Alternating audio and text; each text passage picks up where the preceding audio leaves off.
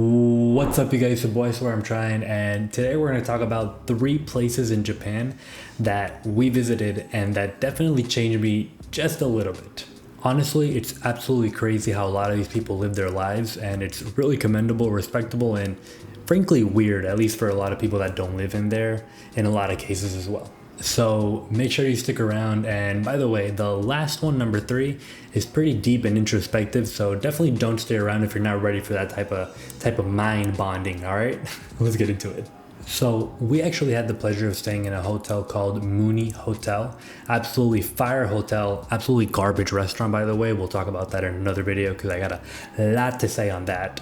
But Mooney Hotel is absolutely beautiful, right? It pulls all the stops out, and you're actually located in front of the rivers right in front of Arashiyama in Kyoto, which is one of the most beautiful nature specific areas in Kyoto.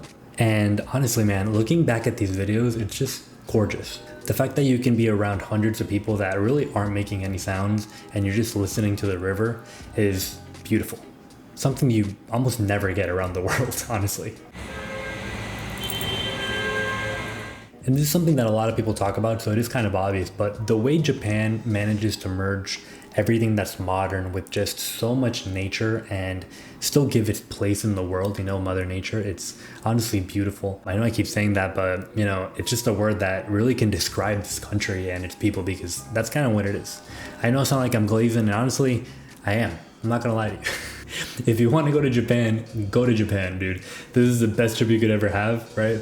The glaze is absolutely worth it, and the glaze is absolutely deserved. Okay, I'll start with that. And also, something really cool about these little nature areas, not only in Kyoto but around Japan actually, is that these places are very walkable, right? So you can walk. You'll find actually little parks. There was a little park that I played in with my girlfriend for a while actually. It's like monkey bars and shit, and it's really cool because in the States specifically, and a lot of other countries, for keeping it real, they're not really made to walk, right? Like if you're trying to get across the county in the States, in Miami or Florida or whatever, you're not walking that bitch, right? You're definitely gonna drive. And yeah, granted, it's a bigger place, whatever, yada yada, right? I get it. But in these places around Japan, you can actually walk, take the subway. Like, it's made for public transport.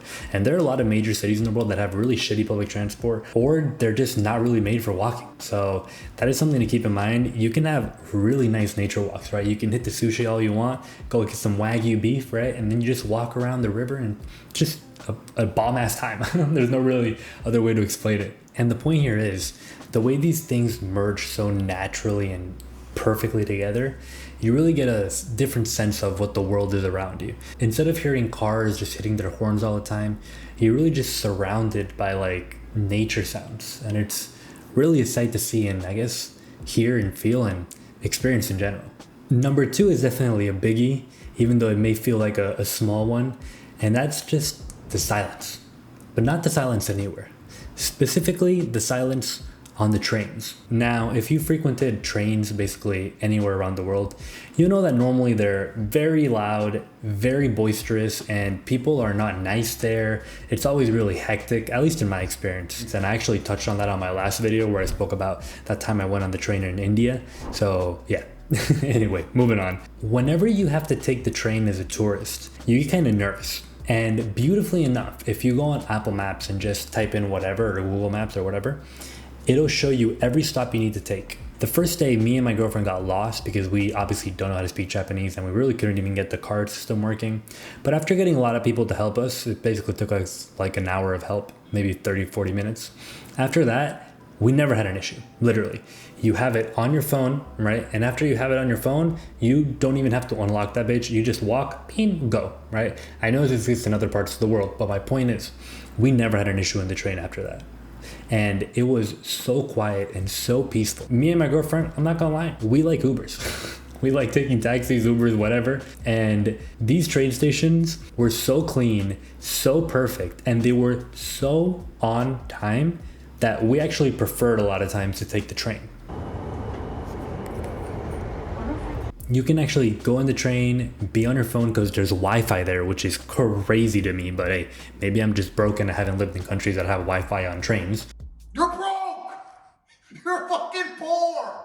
But You get there and it's just like another world. It really is like a portal to another dimension. Nobody's yelling, nobody's screaming. Even if you offer your chair to other people, which I did in certain cases, they sometimes will still refuse it because they're like, nah, I'm good, I don't need it. And honestly, that's the most impressive part of the trip, because someone to say no for a free seat on a train when it's packed, you know how much willpower that takes. It may feel really jarring at the beginning because you feel like maybe you're talking a little bit too loud, but once you start sitting down and hearing that nobody's making a peep, you'll realize that you don't even need your noise canceling headphones anymore. You can just have them on transparency mode or no noise canceling basically. And it really is a vibe.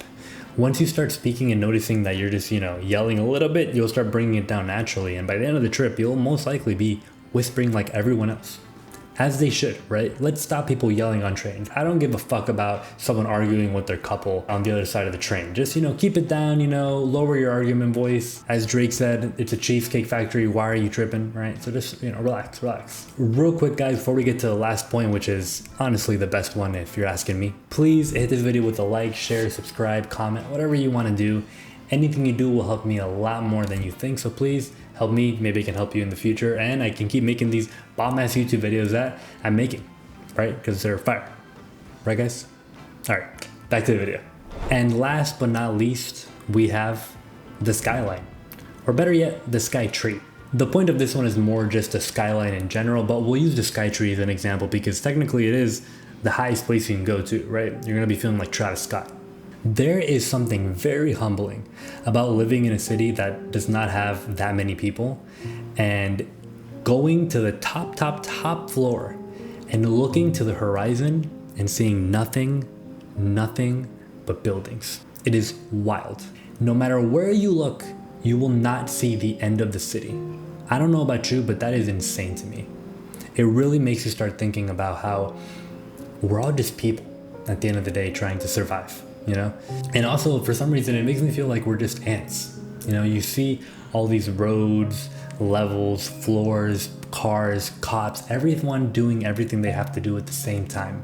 And yet somehow we still struggle to see that the person next to us is most likely very similar to us. And that's not a bad thing. Everyone's just trying to make it out of wherever they are and wherever they want to. Whether it be financial, mental, or even physical limitations, everyone's trying to get better at something. So why do we hate on other people trying it? I don't know. I'll leave you with some food for thought. The sky tree is absolutely gorgeous. You have to pay a little bit to go up, but once you go up, dude, it is beautiful.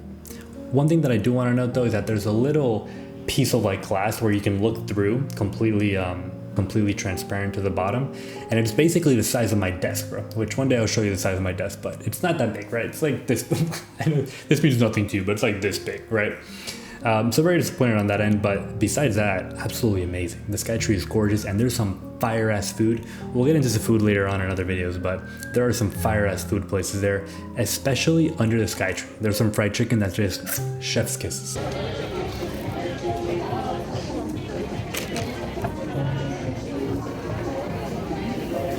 Oh my god. What the fuck? Alright, so guys, thanks a lot for watching, and just remember, try to be nice to each other. You don't gotta be glazing everyone that comes across you, but at least be respectful, because you never know what they're going through, and when you're going through some shit, it is really nice when someone cuts you some slack or helps you a little bit, right? Let's keep it real. So stay safe, stay humble, and I already know, be careful because it's fucking crazy out there. Alright? Peace. Now I'm rapping every single day. Great man, smoking on the green ganja. Hey Sean, I hit you with the spin move. Rotation, different types of water.